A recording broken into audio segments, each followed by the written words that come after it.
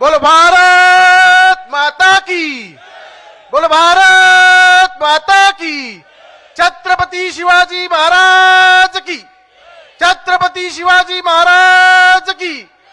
Doctor Babasaheb आंबेडकरांचा। आजच्या या नगर परिषद निवडणुकीच्या शेवटच्या सभेला मंचावर उपस्थित आपले पालकमंत्री श्री पंकज भाऊ भोयर, श्री सुधीरजी दिवे, संदीपजी काळे, सतीशजी डागोर, आपल्या नगर परिषदेच्या नगराध्यक्षाच्या उमेदवार स्वातीताई गुल्हाने, मंचावर उपस्थित ज्यांनी आताच आपल्या पक्षामध्ये प्रवेश केला प्रणुतीताई जयसिंगपुरे, माझे सर्व सहकारी, पक्षातील ज्येष्ठ मंडळी, सर्व समाजाचे प्रतिनिधित्व करणारे आमचे सर्व कार्यकर्ता बंधुगण आणि या ठिकाणी इतक्या रात्री सुद्धा मोठ्या प्रमाणात जमलेले सर्व आर्वीकर मतदार बंधू भगिनींनो, पंकज भाऊ, हे गांधी चौक ऐतिहासिक असं स्थान आहे। राज्यातल्याच नाही तर देशातल्या दिग्गज अशा नेत्यांनी या ठिकाणी सभा घेतलेल्या आहेत। आपण मला म्हणालात की एवढी सभा आमच्या वर्धेलाही होत नाही, कारण आमच्या शहराला एक राजकीय संस्कृती आहे। सभा ऐकायला लोक येतात, आपल्या नेत्यांची मतं ऐकायला लोक येतात, ऐतिहासिक असं स्थान आहे। पण काल या ठिकाणी आपल्या लोकसभेच्या खासदारांचं भाषण झालं आणि जे भाषण झालं ते अतिशय वाह्यात आणि अश्लील असं भाषण झालं। आमच्या आर्वीच्या संतभूमीच्या राजकीय संस्कृतीला कलंक लावणारं असं भाषण झालं। अतिशय अश्लील शब्दाचा वापर एका खासदारांनी करावा ही आमच्या आर्वीकरांसाठी शर्मेची गोष्ट आहे। ते काय म्हणाले पंकज भाऊ की वर्धा जिल्ह्याचं प्रशासन हे सुमित वानखेडेच्या बेडवर झोपतं। मला त्यांना आवर्जून सांगायचं आहे, आता बोलले तर बोलले, याच्यानंतर कृपा करून बोलू नका। आमच्या जिल्ह्याच्या ज्या प्रशासनाच्या हेड आहेत त्या एक महिला आहेत, IAS ऑफिसर आहेत। तामिळनाडू सारख्या छोट्याशा शहरातून एका कास्तकाराची मुलगी देशात IAS टॉपर झाली आहे, आज महाराष्ट्रात कलेक्टर म्हणून वर्धा जिल्ह्यात आहे। लहान लहान तिचे पोरं आहेत। तुमच्या 5 पिढ्या खपल्या तरी कोणी IAS बनणं नाही आहे।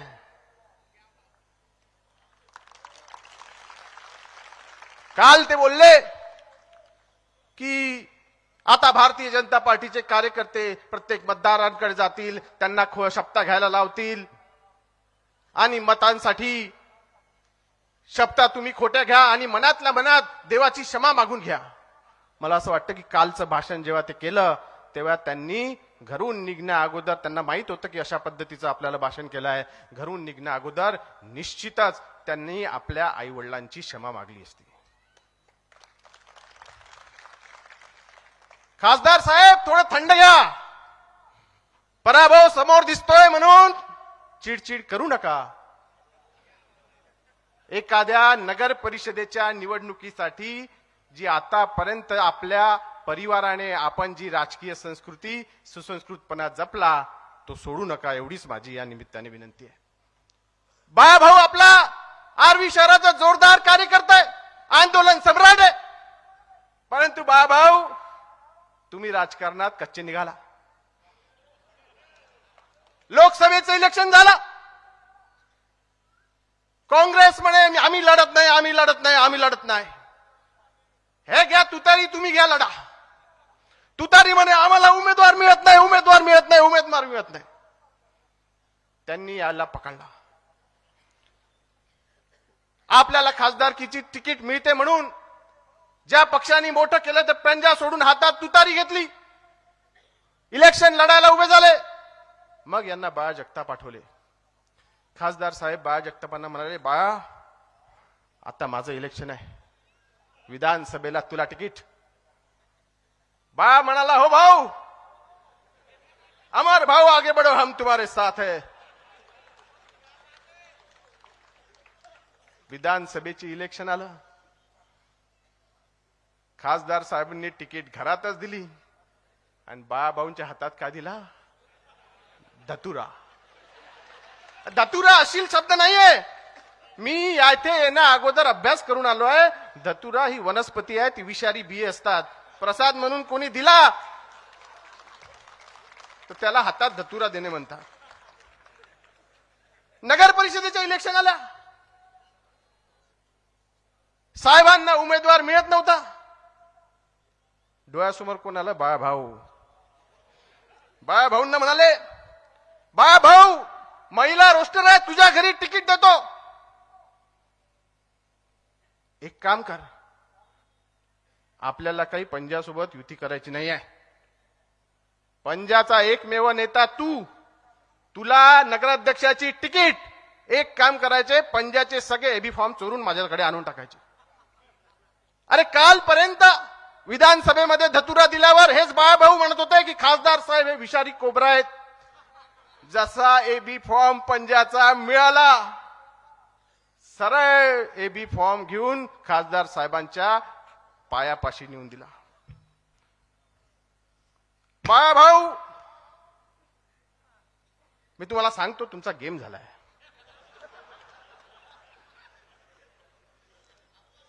आणि बाळाभाऊंना पाडायला काही आम्ही भारतीय जनता पार्टीचे कार्यकर्ते जबाबदार नाही आहेत. आमच्यापेक्षा जास्त तयारी खासदार साहेबांनी केलेली आहे. त्यांना माहित आहे, एकदा बाळाचा विषय संपला की नंतर आमदार आणि खासदारची तिकीट आपल्याच घरी आहे. म्हणून मी एवढंच बाळाभाऊंना सांगतो की तुम्ही पूर्ण नेहरू कोण पाहिलाय? नेहरूवाद तुम्ही सारा जगाला सांगताय. इंदिराजी तुम्ही कोण पाहिली आहे, पण तुम्हाला काँग्रेस समजली नाहीये. अरे ज्या नेहरूंनी सरदार पटेलांना मोठं होऊ दिलं नाही, ज्या नेहरूंनी डॉक्टर बाबासाहेब आंबेडकरांना मोठं होऊ दिलं नाही, ज्या इंदिरांनी आपल्या पोटच्या पोराला मोठं करू दिलं नाही, आणि ज्यांच्या जन्मल्यापासून घरात काँग्रेस आहे असे खासदार तुमच्या सारख्या सर्वसामान्य कास्तकाराच्या पोराला कसं मोठं होऊ देणार आहे? हरकत नाही, आज न उद्या डोळे उघडतील, पण ठेच लागल्याशिवाय शहाणपण मित्रांनो सुचत नाही. काल काय भाषण केलं बाळाभाऊंनी, कौतुक आहे एकदम एकदम इंटरनॅशनल लेवलचं. मी तुम्हाला सांगतो, आपल्या नगर परिषदेच्या निवडणुकीचा स्तर एकदम वाढवून टाकला. काय भाषण होतं बाळाभाऊ. माझं असं वैयक्तिक मत आहे की तुम्ही आर्वीसाठी मटेरियल नाही आहे. तुमचं स्थान हे देशाच्या संसदेत आहे. अरे काल सारखं भाषण जर देशाच्या संसदेत केलं असतं ना, तर या देशाच्या संसदेच्या भिंती सुद्धा धन्य झाल्या असत्या. पण तसंही तुम्हाला उद्याच्या निवडणुकीनंतर काही काम राहणार नाही. आंदोलन करून करून आता तुम्ही थकले असाल, आणि आता तुम्ही घरीच तिकीट पाहिजे म्हणून एबी फॉर्म चोरायचं पाप केलंच आहे. आणि कालपर्यंत ज्यांना तुम्ही विषारी कोबरा म्हणत होतात, त्यांना आता तुम्ही नेते मानून लाचारी स्वीकारलीच आहे. तर एक विनंती करतो, येणाऱ्या हिवाळी अधिवेशनापासून खासदार साहेबांचं भाषण लिहायची जबाबदारी तुम्ही घ्या. आणि तुमचं टॅलेंट वाया जाऊ देऊ नका. तुमचं जे अगाध ज्ञान आहे ते या देशाच्या संसदेच्या माध्यमातून आपल्या खासदार साहेबांच्या तोंडातून या देशाला ऐकू द्या. वाह, काय भाषण. एवढीच विनंती करतो की आमच्या खासदाराबद्दल आम्हा आर्वीकरांना अभिमान असण्याची संधी बाळाभाऊ तुमच्या माध्यमातून आम्हाला मिळाली पाहिजे. मला विरोधी पक्षाचे अतिशय धन्यवाद करायचे आहे की 1 वर्षानंतर सुद्धा जाहीरनामा त्यांनी माझा जपून ठेवलेला आहे. मी आपल्याला सांगू इच्छितो की माझी जी परीक्षा आहे ती 5 वर्षाची आहे, 5 वर्षाची. आणि एक एक काम पूर्ण केल्याशिवाय मी शांत बसणारा नाहीये. लक्षात ठेवा, माझा स्वभाव है कि एक बार जो मैंने कमिटमेंट कर दी तो मैं कभी खुद की भी नहीं सुनता. आणि प्रकृतीचा नियम आहे की 9 महिने पूर्ण झाल्याशिवाय पोरग होत नाही. आता तुम्ही म्हणता की 3 महिन्यातच झालं पाहिजे, असं बाळाभाऊ शक्य पण होत नाही. मी आर्वी सारख्या छोट्याशा शहरातून आलेला तरुण आहे. मुख्यमंत्री कार्यालयाची जबाबदारी मी अतिशय यशस्वीपणे सांभाळली आहे. ज्या वयात लोक रिटायरमेंटच्या वयात ज्यांना जे काम मिळतं ते मला तरुणपणी मिळालं. हो, हे खरं आहे की मी देवेंद्रजींचा लाडका आहे, त्यांचा माझ्यावर खूप विश्वास आहे, परंतु मी त्यांचा नातेवाईक आहे, मी काय त्यांचा मित्र आहे म्हणून नाही. तुम्ही माझ्या मेरिटवर ते कमावलेलं आहे. बंधू भगिनींनो, देवेंद्रजींना माहित आहे की मी एखादा विषय हाती घेतला तर खतम केल्याशिवाय राहत नाही. आणि सर्व विरोधी पक्षांना मला सांगायचं आहे की घाबरायचं काही कारण नाही, एवढी आगपाखड करायची काही कारण नाही. कालच्या सभेत 1000 वेळा सुमित वानखेडे, सुमित वानखेडे, सुमित वानखेडे. मी काही तुमचं राजकारण खतम करायला आलो नाही. मी या आर्वी विधानसभेतल्या सर्वसामान्य जनतेच्या, कष्टकरांच्या, शेतकऱ्यांच्या, युवकांचे स्वप्न पूर्ण करण्यासाठी इथे आलेलो आहे. आणि ज्या पद्धतीचं मतलबी, स्वार्थी, गलिच्छ राजकारण तुम्ही करताय, तुमचं राजकारण तुम्ही स्वतःच खतम करणार आहे. त्याच्यासाठी तुम्हाला सुमित वानखेडेची गरज राहणार नाही. काय चूक होती प्रवृत्तीताईची? त्यांना पक्षाने सांगितलं की तुम्हाला निवडणूक लढायची आहे. बरं, या खासदार साहेबांकडे जाऊन आल्या. खासदार साहेब म्हणे, हो तुम्ही आता तुम्हाला आम्ही ठरवलंय की तुम्हाला तिकीट द्यायचं आहे, तुम्ही लढा. प्रणवतीताई आणि यांच्यासारखे 25 नगरसेवक टॅक्स भरणं, एनओसी करणं, सर्व आपले नातेवाईक जमा करणं, सर्व मित्रमंडळ जमा करणं, सर्वांना घेऊन त्या नगरपालिकेत गेले. नगरपालिकेत गेले, कळलं की त्यांना पक्षाचा एबी फॉर्मच मिळाला नाही. एबी फॉर्म कोणी घेतला तर त्यांच्याच पक्षाचा एक नेता कॉम्प्रोमाइज झाला आणि तोच चोरून एबी फॉर्म घेऊन गेला. अरे, कॉलेजच्या इलेक्शन मध्ये असं राजकारण होत नाही. आर्वीच्या नगर परिषदेच्या तिकीट मिळवण्यासाठी जर तुम्ही अशा पद्धतीचं राजकारण करत असाल, असं फसवणुकीचं राजकारण करू शकाल, तर माझा एकच प्रश्न आपल्या सर्व मतदार बंधू भगिनींना आहोत की उद्या जर हे नगराध्यक्ष आणि नगरसेवक झाले तर हे काही आपल्या आर्वीकरांना फसवल्याशिवाय राहणार नाही. आम्ही दोघे भाऊ आर्वी नगरपालिकेचा मलिदा मिळून खाऊ. चोर मौसेरे भाई झालेले. या ठिकाणी खासदार साहेब म्हणाले की आम्ही या शहराचा विकासाचा पाया रचला. आम्ही कुठे म्हणतो नाही रचला असेल ना. तुमचं क्रेडिट आम्ही थोडे घेऊन राहिलो आणि दुसऱ्याचं क्रेडिट हा सुमित वानखेडे कधी घेत नाही. 2006 ते 11 मध्ये तुमची सत्ता होती, तुम्ही चांगलं काम केलं असेल, पण हे पण सत्य आहे की 2011ला तुम्हाला या आर्वीकर मतदारांनी नाकारलं ना. तुम्ही असे कोणते पाप केले होते ते तुम्ही सांगितलं नाही. अरे, आपली एक प्राथमिक शाळा आहे, शिवाजी प्राथमिक शाळा नगर परिषदेची. आज 2 वर्ष मेहनत करून पंकज भाऊ आपण शिक्षण मंत्री आहात, वर्धा जिल्ह्यातली एकमेव पीएम श्री शाळा ही आर्वी नगरपालिकेची आहे, शिवाजी शाळा. शाळेला ग्राउंड नाही, 3 खोल्यांची शाळा आहे, त्याच्यामध्ये 5 वर्ग 2 शिफ्ट मध्ये बसतात. ग्राउंड का नाही? तर हे महाशय जे म्हणतात की माझ्याकडे जेव्हा सत्ता होती, या महाशयांनी त्या ग्राउंडवर जे जागा शाळेच्या साठी आरक्षित होती तिथे मार्केट बांधून ठेवलं. ते न्यायालयात गेलं.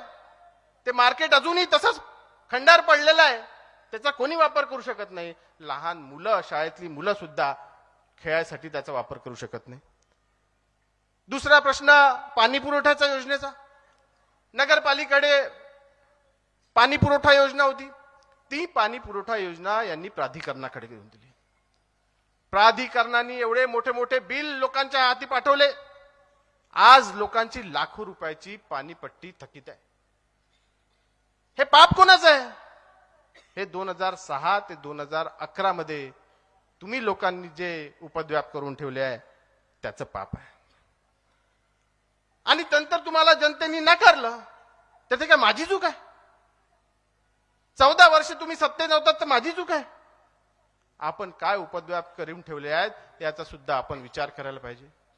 आपण म्हणाल की मी जे काही विकास कामं केलेत ते विलासराव पाठीमागे माझ्या ताकदीने उभे होते.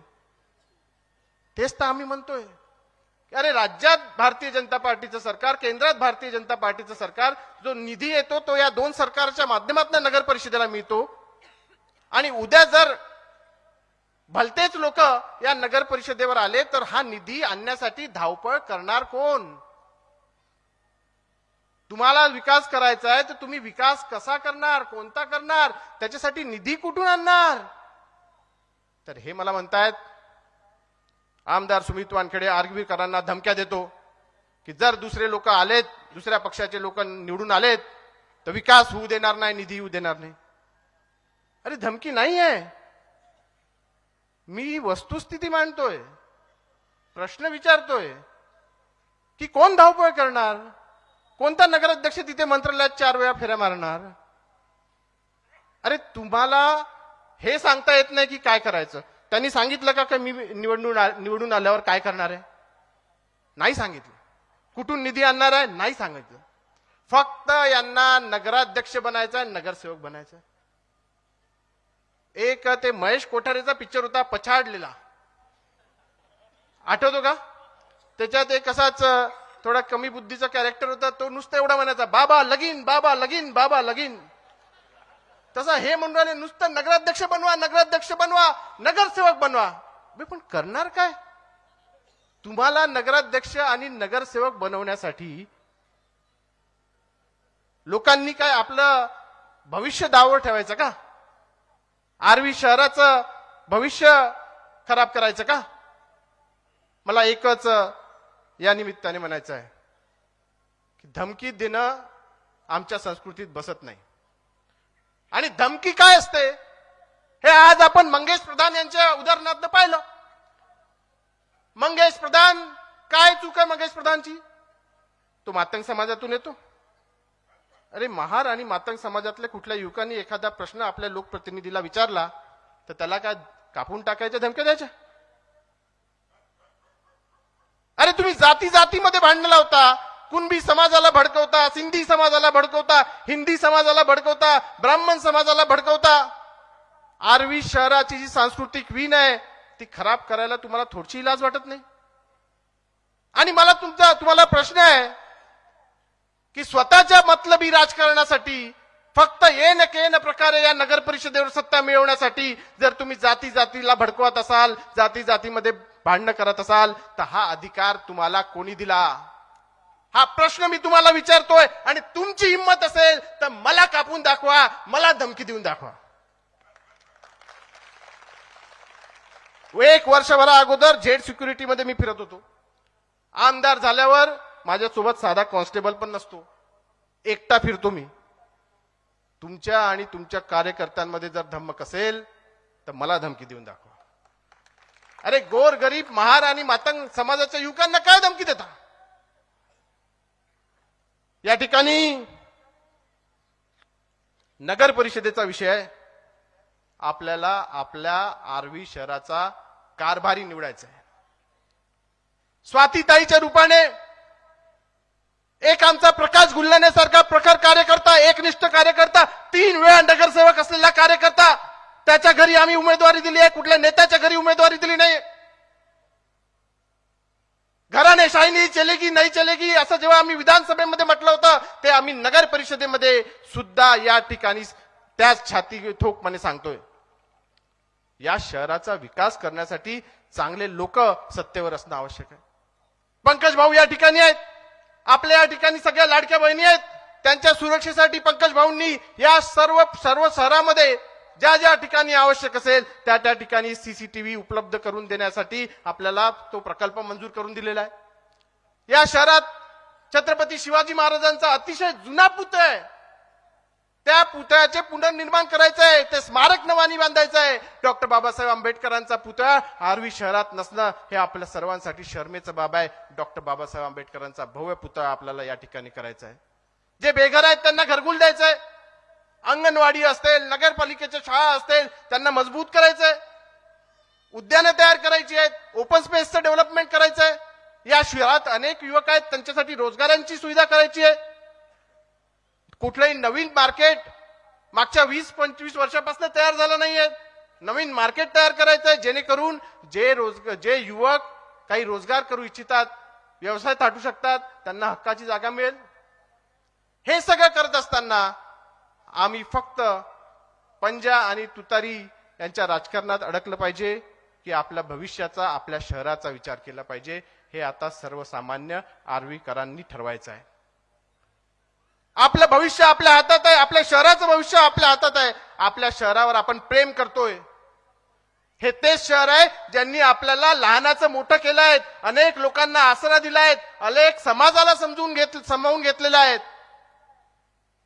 आणि तुम्ही समाजामध्ये तेढ निर्माण करायला निघालेले आहेत. माझी एकच आपल्या सर्वांना विनंती आहे की अशा मतलबी, स्वार्थी, गलिच्छ राजकारण करणाऱ्या लोकांना आता सत्तेपासून दूर करायला हवंय. जे लोक विकासाचा विचार करतात, जो आपल्या भविष्याचा विचार करतात, जे आपल्यासाठी काम करतात, अशा नगरसेवकांना आणि नगराध्यक्षांना आपल्याला या ठिकाणी कमळच्या चिन्हावर जे उभे आहेत त्यांना निवडून द्यायचं आहे. माझी आपल्या सर्वांना एकच विनंती आहे की येत्या 2 तारखेला म्हणजे उद्या सकाळी 7 वाजतापासून भारतीय जनता पार्टीच्या नगराध्यक्षाच्या उमेदवार स्वातीताई गुल्हाने आणि 12 प्रभागातील आमचे सर्व 25 नगरसेवक यांना भरघोस मताने आपण निवडून द्यावे. मतदान केंद्रावर जाताना कोणता उमेदवार कुठे आहे, कोणाचं नाव कुठे आहे हे पाहण्याची आवश्यकता नाही. जिथे कमळ दिसलं तिथलं बटन दाबायचं आहे आणि भारतीय जनता पार्टीला विजयी करायचं आहे. धन्यवाद. जय हिंद, जय महाराष्ट्र. बोल भारत माता.